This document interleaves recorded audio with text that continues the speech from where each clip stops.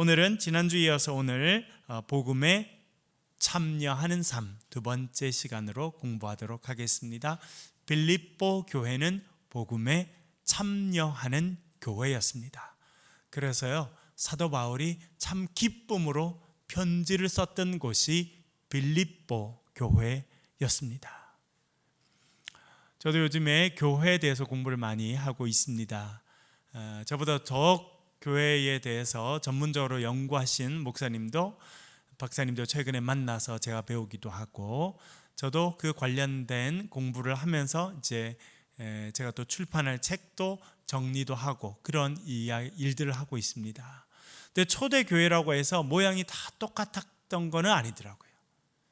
조금 더 성령의 은사가 넘쳤던 교회도 있고 그렇지 않은 교회도 있고, 문제가 많았던 교회도 있고 문제가 별로 많지 않았던 교회도 있고, 여러 모양의 교회들이 있다는 것을 알게 됩니다. 그래서 우리가 그냥 초대교회로 돌아가자 이렇게 교회에서 많이 이야기합니다. 그래서 초대교회를 본받자 그렇게 이야기하는데, 초대교회도 여러 모습이었다고 하는 것을 알게 됩니다. 그래서 초대교회를 본받자라고 이야기하면 어느 초대교회를 말합니까? 라고 질문해야 하고, 어떤 모습을 본받아야 합니까? 라고 질문해야 된다는 것을 요즘에 제가 많이 배우고 있습니다. 빌립보 교회는 대단히 모범적인 교회 가운데 하나였습니다. 어떤 교회는 사도 바울이 편지를 쓰면서 책망하는 데도 있습니다. 칭찬도 하지만 책망을 들어야 되는 일들이 있는 그런 교회도 있었습니다. 대표적인 교회 중에 하나는 어느 교회일까요, 여러분? 고린도 교회. 그렇죠? 고린도 교회는 성령의 은사가 충만한 교회였지만, 또 한편으로는 사도 바울이 여러 번 책망할 수밖에 없었던 모습을 갖고 있는 교회가 고린도 교회였습니다. 여러분, 초대교회 모습을 제가 요즘에 더 많이 공부하고 연구하면서 우리 21세기 대한민국의 교회와 세계의 교회 모습을 보게 됩니다. 특별히 우리 대한민국의 교회 모습을 보게 됩니다. 교회가 다 똑같지가 않아요. 아주 건강한 교회도 있고 병든 교회도 있고, 칭찬을 많이 들어야 되는 교회도 있고, 어떤 교회는 책망을 더 많이 받아야 되는 교회도 있다는 것을 알게 됩니다. 여러분, 요한계시록 앞부분에 보면 7개 교회가 나오죠. 칭찬받는 교회도 있고 어떤 교회는 책망만 받는 교회도 있습니다. 그래서 우리가 초대교회, 사실 우리 교회도 사도 바울이 전도하고 만들었던, 세워갔던, 하나님께서 하나님의 일꾼들을 통해서 세워갔던 그 초대교회 모습으로 돌아가자, 그런 마음들을 가지고 있습니다. 그렇지만 좀 더 깊이 질문할 필요가 있습니다. 어느 교회가 모델이 될 것이냐, 그리고 교회 가운데 어떤 모습을 우리가 좀 더 닮아갈 것이냐, 그렇게 질문하게 됩니다. 여러 교회 가운데 빌립보 교회는 상당히 모범적인 그런 교회였다고 하는 것을 알게 됩니다. 우리가 금방 살펴보겠지만 사도 바울이 빌립보 교회를 생각하면 기쁨이 넘쳤어요.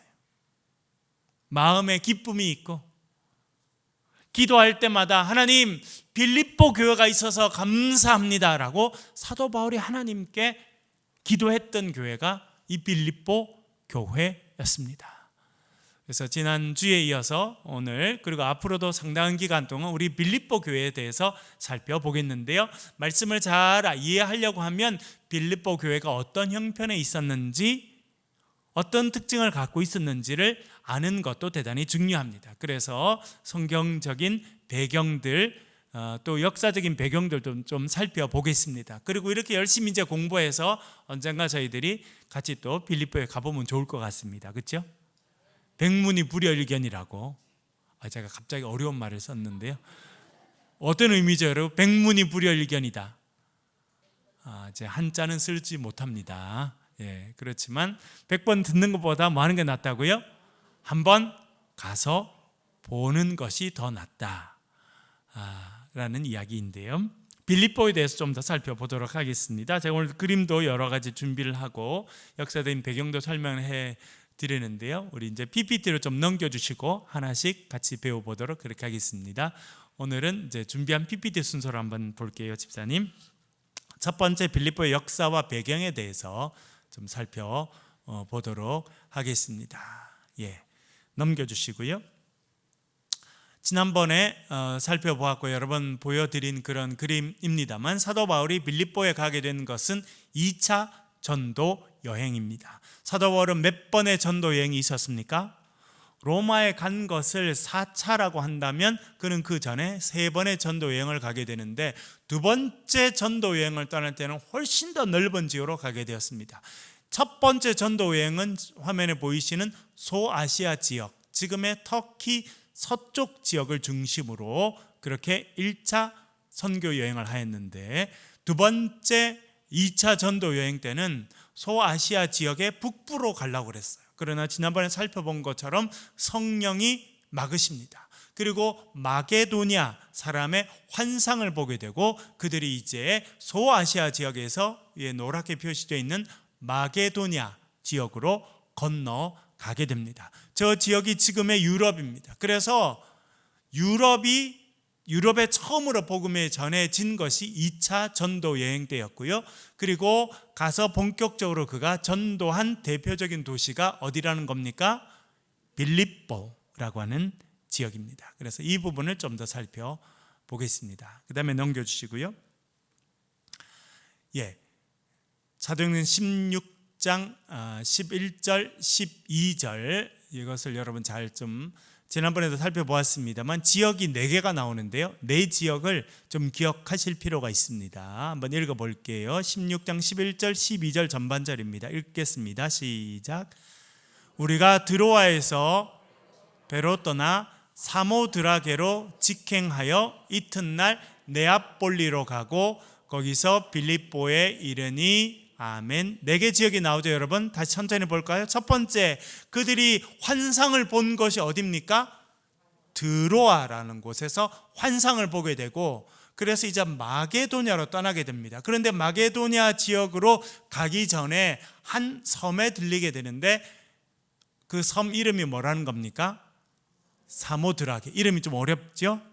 사모드라게는 큰 섬이었습니다. 조금 이따 지도를 보겠는데요.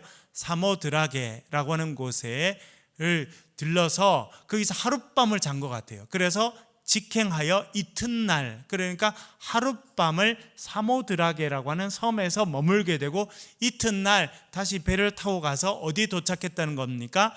네아폴리라고 하는 곳, 네오폴리스, 새로운 도시라고 하는 뜻인데요. 우리나라 말 성경에는 네아폴리로 번역이 되었습니다. 네아폴리가 큰 항구예요. 그래서 이 항구에 도착해서 다시 육지로 조금 이제 더 내륙 지방으로 올라갔더니 거기에 빌립보라고 하는 곳이 나왔다. 이렇게 지금 설명해 주고 있죠. 그 다음 그림을 한번 보여주시면 지금 이거는 이제 구글 맵에서 제가 지금 이제 현재 모습인데요. 과거의 모습도 지형은 똑같습니다. 제일 아래쪽에 보면 드로아가 있습니다. 이 드로아에서 환상을 본 거죠. 지금의 터키 서쪽 지역이고 잘 아시는 트로이의 목마 들어보셨죠, 여러분?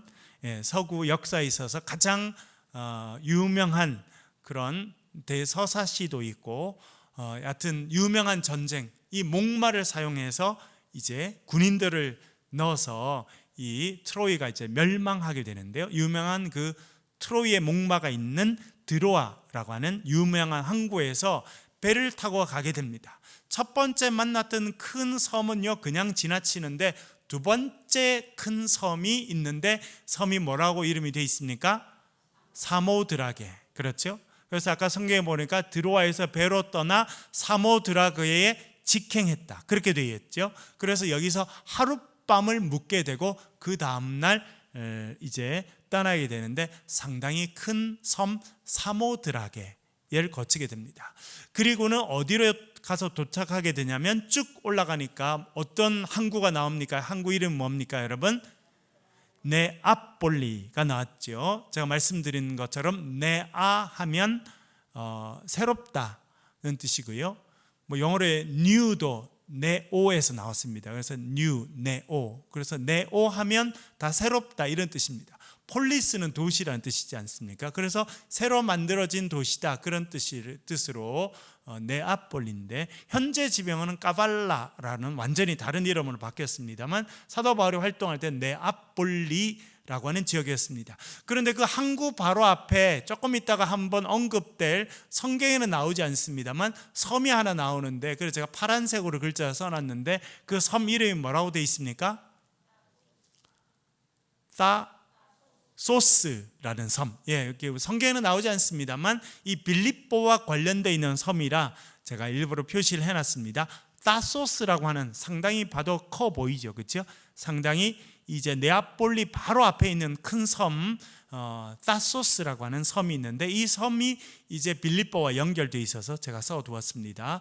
그래서 사도 바울 일행은 사모드라게라는 섬에 거쳐서 네아폴리라는 항구 도시에 이르게 되고, 그 항구에서 배에 내려서 이제 약간 북쪽으로 떨어져 있는 빌립보라고 하는 곳에 가서 이제 본격적으로 전도를 하게 됩니다. 잠깐 내려주셔도 좋겠고요. 그래서 여러분, 지난주에 이 빌립보에서 있었던 일에 대해서 잠깐 말씀드렸는데 뭐가 생각나십니까 여러분? 거기서 누구를 만나게 돼요? 누구를 만납니까? 중요한 여성 한 명을 만나게 되죠. 그 여자분이 누구입니까? 루디아라고 하는 자주색 나는 옷감을 팔던, 자주색은요 그 당시 상류층들이 입던 색깔이었습니다. 왜냐하면 그 색깔을 내기가 어려워서 그래요. 그러니까 흔하게 낼 수 있는 색깔의 옷은요 많은 사람들이 입을 수 있는 것이고, 그리고 지금도 염색하는 게 쉽지 않은 기술인데, 그 당시는 옷감에 물을 묻히는, 염색하는 건 대단히 고급 기술이었습니다. 그거는 최근에 이르기까지, 산업혁명이 돼서 많은 옷이 생산되기 전까지 그렇게 염색하는 기술은 대단히 어려운 기술 중에 하나였습니다.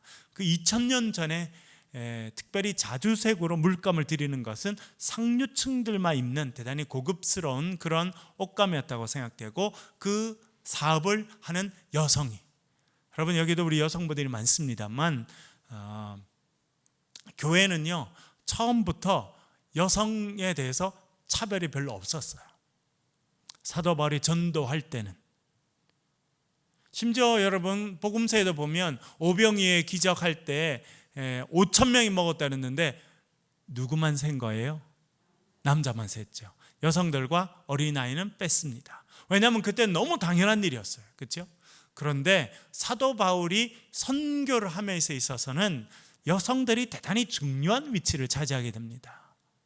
그래서 사모드라게를 지나서 네아폴리에 도착하고, 그리고 빌립보라고 하는 곳에서 우리도 이제 오늘 빌립보서를 읽지 않습니까? 사도 바울이 쓴 편지 중에 하나가 빌립보서라는 편지가 있고, 빌립보에 세워진 교회가 유럽 역사에 있어서 처음 세워진 교회인데, 그 교회의 시작은 루디아라고 하는 여성의 집에서 시작했다는 겁니다. 그리고 첫 번째 세례교인, 유럽 역사에 있어서, 여러분 지금도 유럽 가보면 교회가 많을까요? 없을까요? 유럽에는 절이 있을까요? 없을까요? 거의 없습니다. 찾아보기가 어려워요.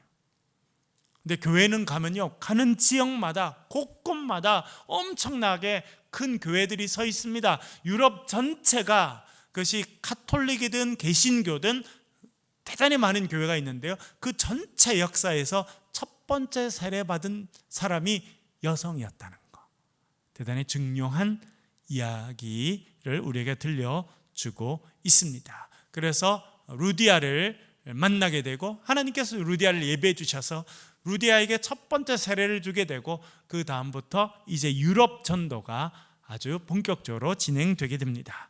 이런 빌립보의 특징을 몇 가지 살펴보겠는데요, 첫 번째는 전략적 요충지다, 그렇게 써두었죠. 그 다음 그림 한번 보여주시겠습니까? 금방, 요 지역 아까 제가 보여드렸습니다만, 빌립보에 도착해서 이제 마게도냐라고 하는 지역이 이제 지금의 유럽인데, 그게 첫 번째 교회가 세워지게 됩니다. 그 다음 그림 보여주시고요. 제가 지금 이제 특징들 몇 가지 살펴보겠는데, 첫 번째 특징, 전략적인 요충지다 그렇게 말씀드렸고요. 지난주에 이 그림 보여드렸죠. 오른쪽 끝에 보면 비잔티움이 있습니다. 비잔티움은 동로마 제국의 수도로 1000년 이상 가장 영향력 있는 도시로 있었던 것이 비잔티움인데요. 이제 비잔틴 시대를 지나서 지금은 이스탄불이라고 불리는 곳이었고요. 이 비잔틴 동쪽에 있는 가장 중요한 도시였던 비잔틴에서 서쪽에 있는 로마까지 이어지는 도로가 있었는데, 비아 에그나티아 국제도로가 지나는데 그 중요한 지역이 빌립보와 데살로니가였다는 거 지난번에 말씀드렸죠. 그래서 전략적으로 요충지 중에 하나였다는 것입니다. 그림을 좀 내려주시고요. 어떤 생각이 드세요, 여러분? 지난번에 제가 말씀드렸는데, 하나님은 벌써 로마 사람들이 길을 닦도록 만들어 놓으셨다 생각이 됩니다. 로마 사람들은 아주 넓은 지역을 다 점령하고 군대를 빨리 보내기 위해서 국제 도로를 뚫어놨습니다.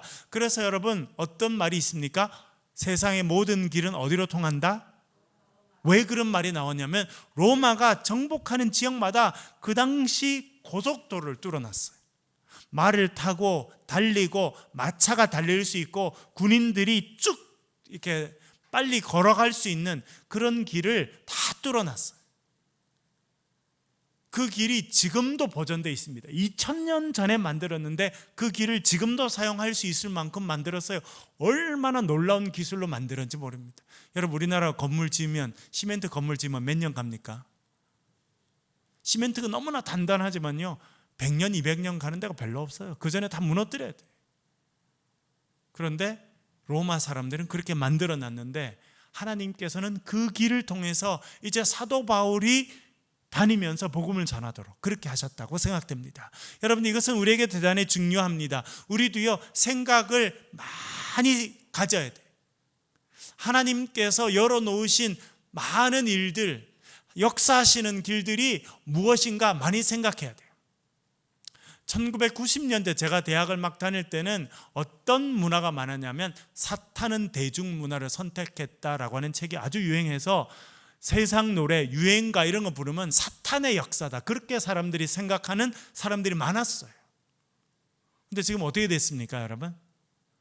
지금은 대중문화를 하는 사람 중에 하나님께 영광 돌리는 사람이 엄청 많아요. 이번에도 보니까 우리나라 BTS라고 하는 사람이 미국 대통령의 그 초청 받아가지고 만나고 뭐 이런 일들을 하고 있더라고요, 여러분. 우리 크리스찬 분들 중에 그런 그 복음적인 생각을 가지고 그런 문화 사역을 하시는 분들이 엄청 많아요. 그러니까 너무 좁게 생각해서 교회는 거룩한 곳이고 세상은 다 사탄이 하는 데다, 이렇게 생각했던 사람들이 우리나라에도 상당히 많이 있었습니다. 그런데요, 그게 바뀌었어요. 얼마나 신실한 크리스찬들이 그런 어떻게 보면 대중문화의 형식을 많이 가져와서 또 그런 것을 통해서 복음을 많이 전하고 있는지, 우리가 그런 부분에 생각해야 됩니다. 모든 것을 다 그냥 괜찮다라고 하는 것은 잘못입니다만, 또 교회에서 하는 것 외에 다른 것은 다 잘못됐다라고 하는 편견도 버려야 된다는 거예요. 하나님께서 우리에게 주신 많은 부분 가운데 선한 것들을 이용해야 되고, 사도 바울은요, 사실은 말씀드린 것처럼 이 이그나티아라고 하는 도로는 무역을 위한 길이었고 군사를 보내기 위한 길이었습니다. 복음을 전하라고 닦아 놓은 게 아니었어요. 그러나 사도 바울은 그것을 받아들여서 그 길을 따라다니면서 복음을 전하게 됩니다. 그것이 사도 바울이 갖고 있었던 아주 창조적인 생각이었고 그가 가진 지혜였다고 생각됩니다. 그래서 여러분, 우리가 지금도 복음을 전하고 하나님의 일들을 감당함에 있어서 우리가 어떤 것을 지혜롭게 사용해야 되는지 잘 살펴볼 필요가 있습니다. 여러분, 코로나가 되면서 우리가 엄청난 혜택을 누린 게 있어요. 그건 뭐냐면, 우리 교회도 지금 카메라가 설치되어 있고 지금도 많은 분들이 온라인으로 지금 예배를 드리고 있잖아요. 대구에 안 살아요. 많은 분들은 타 지역에 살고 있어요. 그러나 우리 이 시간에는 우리가 같이 찬양하고 말씀을 실시간으로 나눌 수가 있잖아요. 그렇죠? 예. 교회의 복음 전파를 위해서 만들어 놓은 것은 아닙니다. 그러나 우리 교회가 그것을 사용하고 있고 그것을 통해서 복음이 전파되는 일들이 지금도 있습니다. 그래서 그런 부분에 우리가 참 지혜가 필요하다 이런 생각을 많이 하게 됩니다. 말씀드린 것처럼 에그나티아 고속도로는 로마 사람들이 자신들의 필요를 위해서 만들었습니다. 그러나 결국 그 길이 복음을 전하는 일에 쓰이게 되었고 사도 바울이 그런 지혜가 있었다라고 하는 것입니다. 빌립보의 특징 두 번째는요, 마게도냐의 첫 번째 성이었다, 그렇게 이야기해 주고 있습니다. 세 번째는 로마의 식민지였다. 그래서 작은 로마로 불리게 되었다, 그렇게 이야기해 주고 있죠. 예, 화면을 좀 띄워주시고요. 그렇게 정리를 해 두었는데요. 네, 세 번째 로마의 식민지였고, 네 번째는 이게 나중에는 중요한데요, 여러분. 누가 그래서 많이 살았냐면 퇴역 군인들이 많이 살았어요. 그 지역에 누가 많이 사느냐 하는 것은 그 지역의 분위기를 결정하게 되거든요. 빌립보는 누가 많이 살았다는 겁니까? 퇴역 군인들이 많이 살았고 로마의 시민들이 많이 살았어요. 왜냐하면 3번에 로마의 식민지라 나오죠. 로마가 많은 지역을 식민지를 삼았지만 그 중에 몇 개 도시는 너희들은 작은 로마야 라고 이름을 붙여준 곳은 그렇게 많지 않습니다. 그 중에 하나가 빌립보였다는 것입니다. 로마는 멀리 있는데 빌립보는 작은 로마로 불릴 만큼 로마의 시민들이 많이 와서 살았고 특별히 퇴역 군인들이 많이 살았다라고 하는 것이 특징입니다. 그래서 퇴역 군인들은 뭘 했냐면 5번 나오죠. 황제 숭배가 성행했다, 그렇게 이야기해 주고 있습니다. 그림을 내려주셔도 좋겠고요. 이게 왜 중요하냐면 군인들이 있어요. 오랫동안 군인으로 살았습니다. 그리고 퇴역 군인들이 거기서 땅을 많이 받게 되고 땅 주인 역할을 하게 되고 빌립보에 아주 영향력 있는 사람들인데 이 사람들은 여전히 멀리 있는 로마와 관계를 갖고 있습니다. 그리고 로마에 잘 보이고 싶었어요. 그래서 뭘 많이 했냐면 황제 숭배를 많이 했습니다. 뭐냐면 이 세상의 유일한 통치자는 로마의 황제다, 그렇게 이야기하고요. 그 황제에게 잘 보이기 위해서 건물을 지어서 바치고 또 운동 경기를 만들어서 이렇게, 그래서 그 분위기 전체가 우리에게는 단 하나의 신이 있다, 우리가 경배해야 되는 신, 그것이 로마의 황제다라고 하는 분위기를 만듭니다. 이게 왜 중요하냐면 여러분, 예수 그리스도가 이 세상의 주인이다 라고 믿고 살아가는 사람들이 그리스도인들이에요. 그렇죠, 여러분? 이 세상을 다스리는 분은 로마 황제입니까? 예수 그리스도입니까? 누구예요, 여러분? 예수 그리스도죠.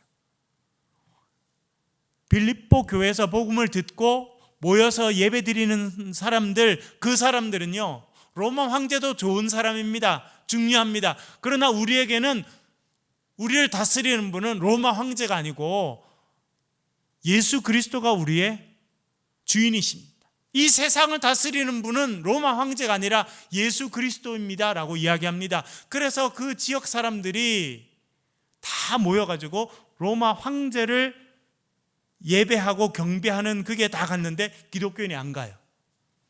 그러니까 그 사람들이 핍박을 받았겠습니까? 안 받았겠습니까?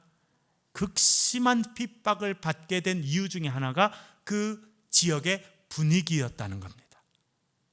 퇴역 군인들이 많고 로마의 시민들이 많이 살게 됩니다. 왜냐하면 거기서 혜택을 많이 누렸기 때문에요. 그럼으로 인해서 예수 그리스도를 주인으로 고백하고 예수 그리스도 그리고 아버지이신 하나님을 높이는 기독교인들은 극심한 박해를 받게 됩니다. 그것이 빌립보가 갖고 있었던 특징 중에 하나입니다. 그래서 마게도냐 지역, 나중에 이제 우리가 데살로니가를 배울 때도 또 알아보겠습니다만 이 지역의 교회들은요 많이 핍박을 받았어요. 그리고 사회적으로 아주 잘 나가는 사람들은 교회 별로 없었어요. 왜냐하니까 사회적으로 아주 잘 나가는 사람들은 황제 숭배에 같이 동참해야 되고, 그렇죠? 이렇게 사람들이 모이면 인사할 때 로마의 지금 황제가 너무 훌륭한 분이다 이런 말을 계속 해야 돼. 해야지 사회적인 권력을 유지할 수 있었던 사람들이 많았기 때문에 이 교회는요, 고린도 교회에 비해서는 좀 더 경제적으로도 약하고 사회적으로도 그렇게 유명하지 않은 분들이 많이 있었던 교회가 빌립보 교회가 되는 이유 중에 하나가 사회적인 분위기가 그랬다는 것입니다. 빌립보의 역사를 잠깐 살펴볼게요. 뭐 이렇게 길게 살펴본 건 아닙니다만 잠깐 살펴보겠습니다. 첫 번째 화면을 좀 띄워주시고요. 네, 주전 359년 뭐 이렇게 숫자는 그렇게 중요하지 않습니다만 여기에 이제 아테네에서 온 사람들과 따소스 섬, 아까 제가 섬 하나를 말씀드렸죠. 네아폴리스 앞에 있는 섬 하나가 있는데 이름이 따소스라는 거 말씀드렸죠. 거기에 가까운 사람들이 같이 모여서 빌립보라고 하는 작은 도시를 시작했습니다. 이것이 물론 그전에도 사람이 살았습니다만 공적으로 빌립보라고 하는 도시의 시작을 주전 359년이라고 하는데요, 그때는 빌립보라고 불리지 않고 클리니데스라고 불렸습니다. 클리니데스. 왜냐하면 클레니스가 클리니데 이렇게 말하면 그게 샘이란 뜻이거든요. 샘, 우물이 많이 났던 거예요. 그래서 우물이 많이 나는 지역이라는 이름을 따서 클리니데스라고 처음에 불리면서 나라가 시작했습니다. 그래서 사람들이 정착해서 사는데 그 지역에 뭐가 많이 났냐면 금이 많이 났어요.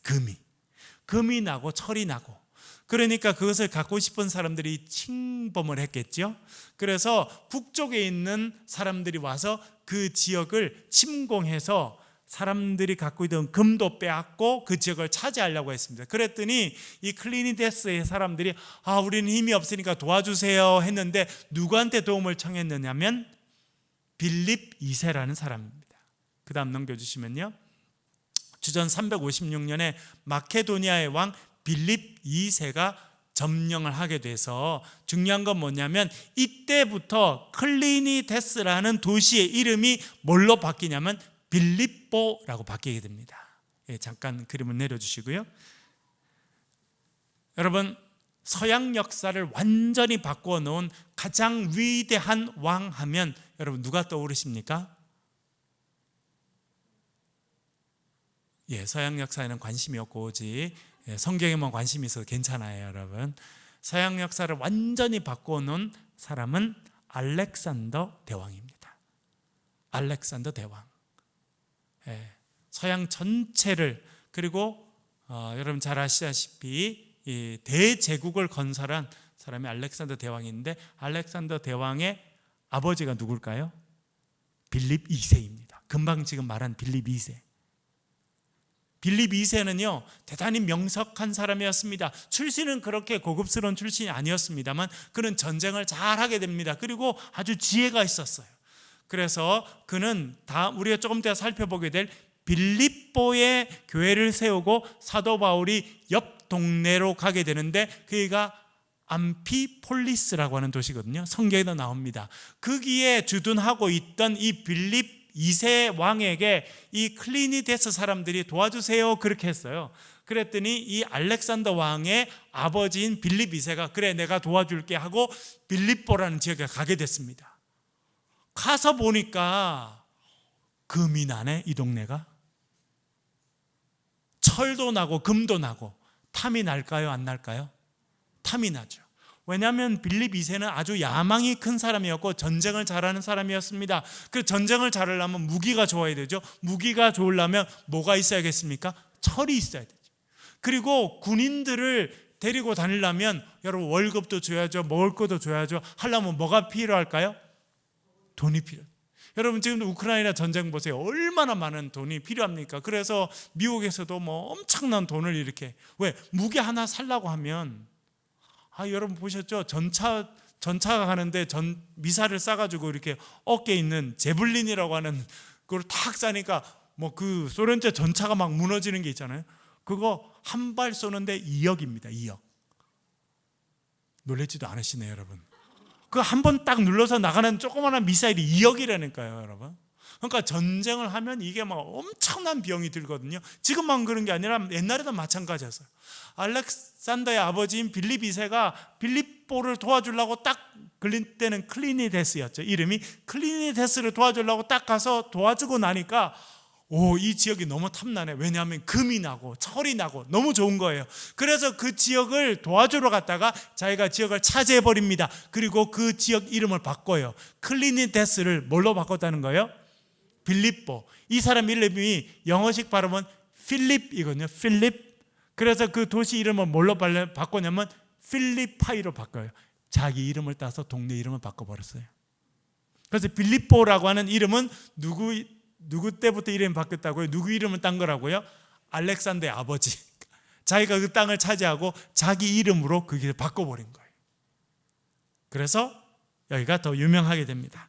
그 다음 역사는요, 주전 168년. 그래서 나름대로 그게 뭐 큰 도시는 아니었습니다만 잘 지내다가 168년에 이제 로마에 의해서 완전히 멸망을 하게 됩니다. 그런데 그 다음에 아주 중요한 사건이 생기는데요. 주전 42년 10월에 이곳에서 전쟁이 있습니다. 전쟁. 여러분 여기 화면을 보시면 전쟁을 하게 되는데, 전쟁은 양쪽이 싸우죠. 지금도 우크라이나하고 러시아가 전쟁을 싸우는데, 러시아는 엄청나게 큰 나라고 무기도 많고 우크라이나는 작은 나라예요. 그런데 이 작은 나라 우크라이나를 지금 영국도 도와주고 미국도 도와주고 많은 사람들이 도와주면서 전쟁을 하지 않습니까? 이 빌립보의 역사를 바꾼 전쟁이 있게 되는데, 그것이 옥타비아누스, 여러분 이름이 좀 어렵습니다만 옥타비아누스와 안토니우스라고 하는 사람이 손을 잡고 싸우게 됩니다. 누구랑 싸우게 되냐면 브루투스와 카시우스. 뭐 이 사람들 이름은 알아두면 조금 상식이 있는 사람이다, 이렇게 알 수 있는 거예요. 여러분 옥타비아누스는 왜 유명하냐면 로마의 1대 황제가 되거든요. 그리고 안토니우스라는 사람 조금 이따 또 등장하게 되는데, 요 두 사람이 연합군을 형성하게 되고, 반대편에는 브루투스와 카시우스라는 사람이 이렇게 되는데요. 그림은 잠깐 내려주시고요. 서양 역사에서 제일 유명한 역사는, 제일 중요한 역사는 로마의 역사입니다. 로마가 지금의 유럽 전체와 미국의 시작이에요. 그래서 로마가 제일 중요합니다. 미국은요, 어릴 때부터 로마 역사를 배우게 돼 있어요. 유럽도 마찬가지입니다. 이탈리아는 뭐 자기 민족의 역사니까 로마에 있는 사람들 뿐만 아니라 유럽의 사람들은 다 로마 역사를 배워요. 왜? 서양 역사의 시작은 로마예요. 그런데 로마 역사가 조금 더 올라가면 한 사람이 중요한데, 그 사람이 카이사르라고 하는 사람입니다. 그 사람이 루비콘 강을 건너서 이제 로마를 차지하게 됩니다.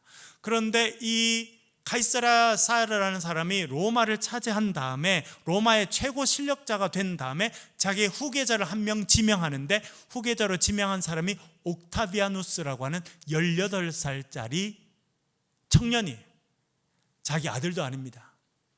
자기 아들도 아닌 청년. 사실은 이 옥타비아누스는 이 카이사르의 여동생의 딸의 아들이에요. 엄청 좀 복잡하죠. 여동생 율리아의 딸의 아들. 그러니까 아주 먼 자기의 손자쯤 되는 사람을 양자로, 심지어 18살짜리를 다음 후계자로 선정하게 되는데, 그리고 얼마 안 돼서 44년 3월 15일 날 그가 살해를 당합니다. 누구한테 살해를 당하냐면 로마의 원로원, 그 원로들한테. 그런데 원로원에 누가 있었냐면 원로원 멤버 중에 브루투스라고 하는 사람도 있고 카시우스라는 사람도 있었어요.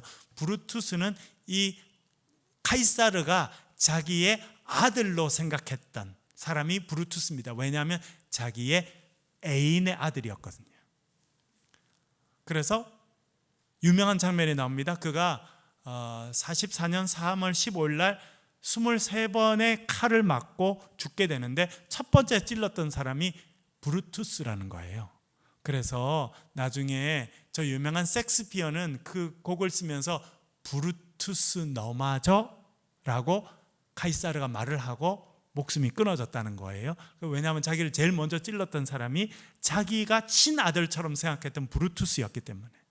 그래서 브루투스와 카시우스라고 하는 사람이 배반을 해서 이 카이사르를 죽이게 됩니다. 그리고는 도망가죠. 그래서 이 사람들이 어디에 도망가 숨어 있었냐면 빌립보에 도망가 숨어 있었어요. 그래서 나중에 전쟁을 하게 됩니다. 옥타비아누스는 말씀드린 것처럼 18살의 청년이었는데 이 사람의 후계자였고, 안토니우스라고 하는 사람은 이 카이사르 바로 밑에 있던 아주 유명한 장군이었습니다. 그러니까 자기 카이사르가 죽게 되니까 복수를 해야겠죠. 그래서 전쟁이 일어나게 되는데 카이사르를 칼로 찔러 죽였던 브루투스와 카시우스가 한편이 되고, 이 양자였던 안토니우스와 그의 충직한 부하였던 안토니우스, 하도 여러 사람이 나와가지고 옥타비아누스가 안토니우스가 한편이 돼서 전쟁을 하게 돼요. 누가 이길까요? 당연히 이 후계자 팀이 이기게 되고, 이 배반자였던 브루투스와 카시우스가 죽게 됩니다. 재밌는 건 뭐냐면 여러분, 단테의 신곡이라는 거 지난번에 한번 말씀드렸죠. 세계 역사에 남는 가장 위대한 작품 중에 하나가 단테의 신곡인데, 단테가 신곡을 쓰면서 지옥편을 쓰게 됩니다. 한번 소개해드렸습니다만 그 사람의 표현에 의하면 지옥은요 9층이 있다는 거예요. 지옥도 다 똑같지 않고 괜찮은 지옥이 있고 진짜 지옥 같은 지옥이 있어요. 그래서 지옥이 첫 번째 지옥이 있고 쭉 있고, 제일 지옥 같은 지옥은 9번째 지옥이거든요. 9번째 지옥에 누가 있을까요? 딱 3명이 있어요. 단테에 의하면 예수님을 배반한 가룟 유다가 있고, 카이사르를 칼로 찔러 죽인 브루투스와 카시우스가 9번째 지옥에 있다는 거예요. 그러니까 그것이 서양 사람들이 생각하는 인간이 하지 말아야 될 가장 끔찍한 짓을 한 인간들이 카이사르를 칼로 찔러 죽인 브루투스와 카시우스라고 생각한 거예요. 그래서 단테는 이 예수님을 배반한 가룟 유다와 함께 이 3명이 지옥 중의 지옥인 제일 9번째 지옥에 들어가 있다, 그렇게 표현하였습니다. 뭐 배경입니다. 여러분 그냥 들어주시고요. 그래서 이 옥타비아누스가 승리하게 됩니다. 그래서 이 전쟁에서 도와준 빌립보라는 지역을 높여줘요. 그리고 자기 밑에서 전쟁을 열심히 했던 군인들에게 그 빌립보 땅을 나눠줍니다. 그래서 군인들이 정착하기 시작합니다. 그리고 어떤 혜택을 주냐면, 이 도시는 우리가 승리하는 데 도움을 줬으니까 앞으로 세금 내지 마. 그래서 면세 혜택을 그 도시에 베풀어 줍니다.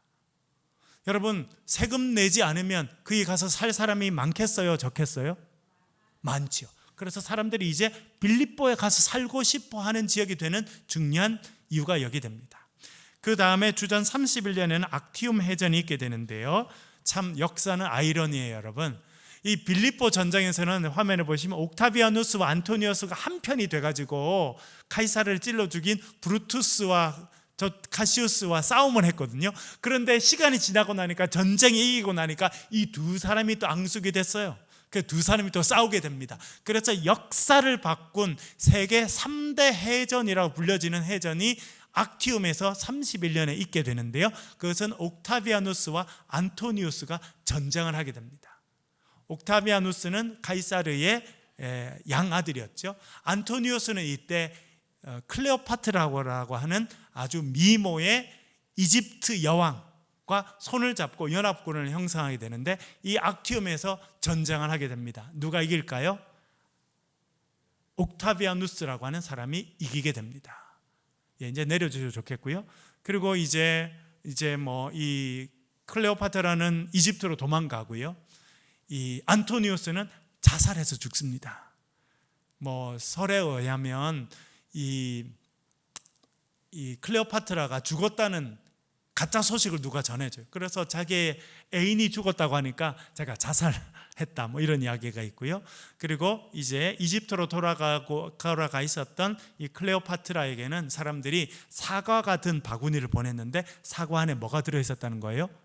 독사가 들어있었다는 거. 그래서 독사가 물어 죽였다, 뭐 이렇게 하게 되는데, 그래서 가장 중요한 전쟁 중에 하나가 끝나게 됩니다. 그래서 이 옥타비아누스라고 하는 사람이 공적으로 이제 로마의 1대 황제가 되는 시간이 찾아오게 됩니다. 그것이 주전 27년에 그가 아우구스투스라고 하는 칭호를 받게 되는데, 아우구스투스라는 칭호를 받게 되는데요. 그런데 문제는 뭐냐면, 자기의 반대편에 서 있었던 이 안토니우스의 그 부하들도 있을 거 아니에요. 그 사람들 여전히 로마 사람들이고 군인들인데 전쟁에서 패했는데 다 죽일 수도 없고, 그렇다고 로마에 데리고 와서 같이 살 수도 없고, 그래서 이 패전한 군인들에게 땅을 주게 되는데 어디 땅을 주냐면 또 빌립보 땅을 줘요. 그래서 제가 말씀드렸죠. 빌립보는 군인들이 많이 정착하게 된, 처음에 빌립보 전쟁에서 승리한 군인들로 정착하게 되지만 나중에 안토니우스를 위해서 싸우다가 패전한 군인들도 이제 빌립보에 가서 정착하도록 그렇게 길을 열어줍니다. 그러니까 로마에는 못 들어오니까 너희들 저 멀리 있는 빌립보에 가서 살아, 그렇게 해서 길을 열어줘서 그 사람들이 가서 거기에 살게 되었습니다. 그래서 주전 27년에 그가 아우구스투스가 작은 로마라고 이제 빌립보를 불러줍니다.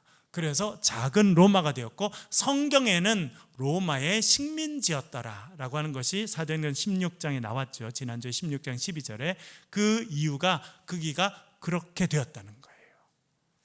그래서 이 빌립보는 아주 대단히 작은 지역이고 지금도 별로 유명하지는 않습니다. 지금도 이제 사람들이 많이 살지 않는 그런 곳이었는데 한때는 아주 부강한 도시가 되고 이 마케도니아 전체의 첫 번째 가는 도시가 되고, 그리고 사도 바울도 거기 가서 교회를 세우고 복음을 전할 만큼 전략적인 도시로 성장했던 것은 금방 제가 말씀드린 이런 배경이 있게 되었습니다.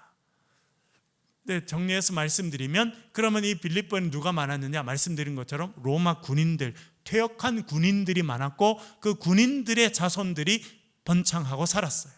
그리고 로마에서 살기가 어려웠던 많은 사람들이 그곳에 가서 살았습니다. 왜냐하면 그곳을 작은 로마라고 불렀는데 무슨 의미냐면 로마의 법이 그대로 적용됐어요. 로마는 식민지였지만 대부분의 도시는 그 도시가 살았던 방식대로 살게 놔뒀어요. 예를 들어 예루살렘은 로마의 법이 전혀 적용되지 않았습니다. 왜? 예루살렘은 그냥 예루살렘 사람들이 살았던 문화와 관습과 언어를 그대로 쓰게 놔뒀어요. 그래서 로마 사람들의 특징이었습니다. 로마 사람들이 제일 중요하게 생각했던 그런 가치가 있었는데 그것이 뭐냐면 관용이라는 거예요. 관용. 그러니까 로마 사람들은요, 어떻게 그렇게 전 지중해 연안으로 해서 엄청난 대제국을 이룰 수 있었느냐? 제일 중요한 거는 관용이에요. 그냥 놔두는 거예요. 너 우리한테 전쟁 졌지? 하고 사람을 죽이지도 않고요. 너 우리한테 전쟁 졌으니까 너 언어 없애, 너희들 옷 바꿔, 성씨 바꿔. 일본은 그렇게 했잖아요. 일본은 속이 좁아요. 네, 일본 사람들 속이 좁아요. 그러니까 우리나라를 차지하자마자 어떻게 했습니까? 말 쓰지 마.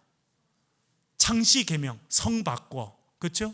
여러분 여기도 경험하신 분이 계시겠습니다만 학교에서 한국말 쓸 수 있었습니까? 없었습니까? 쓰면 매질을 당했어요. 그러니까 좁아요. 일본 사람들 폭이 좁아. 한때는 그래서 동아시아의 많은 나라를 차지했지만 다시 섬나라로 좁아들을 수밖에 없었던 이유는 폭이 좁아요. 여러분 폭이 좁으면 큰 정체를 하지 못하는 거예요. 큰 통치를. 로마 사람들은요, 이 사람들의 특징이 뭐냐면 관용이에요. 관용. 다 놔두는 거예요. 우리한테 반영만 하지 않으면 다 놔둬요. 너희들의 문화도 쓰고 언어도 쓰고 종교도 그대로 갖고 있고 다 그대로 하라는 거예요. 대신 군사권만 본인들이 갖고 세금만 내면 건드리지 않는 관용 정책을 폈기 때문에 계속 땅이 넓어질 수 있었어요. 제가 말씀드린 알렉산더도요, 알렉산더 대왕도 그것을 그대로 받아들여서 관용이었어요. 여러분 알렉산더는 마케도니아 사람이었지만 나중에 딱 한 명 여성을 결혼을 하게 되는데 그 사람은 유럽 사람도 아니고 마케도니아 사람도 아닙니다.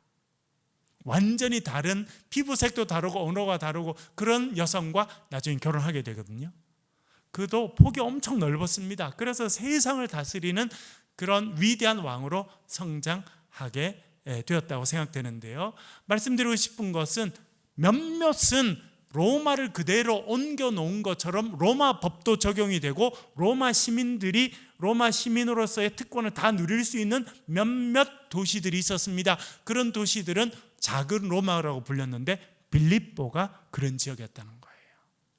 그러니까 로마 시민들은 특권을 누릴 수 있었겠지만 아까 말씀드린 대로 뭐가 성행했다는 겁니까? 황제 숭배. 그래서 복음을 전하기는 사실은 쉽지 않은 지역이었다는 겁니다. 그런데 사도 바울이 그곳에 가서 복음을 전하게 되었고 교회가 세워졌습니다. 그 교회는 그런 황제를 숭배하는 그런 퇴역 군인들이 많고 로마 사람들이 많았던, 또 장사하려고 왔던 사람들이 많았던 곳에서 상당히 많은 핍박을 받습니다만 그곳에서 예수 그리스도를 정말 닮은 사람들로 성장하게 됩니다. 믿음의 순수함을 지키고 예수 그리스도를 닮기 위해서 몸부림쳤어요. 그래서 사도 바울은요, 그 어려운 곳에서 신앙을 지켜나가던 빌립보 교인들을 생각하면 감사가 나왔던 거예요.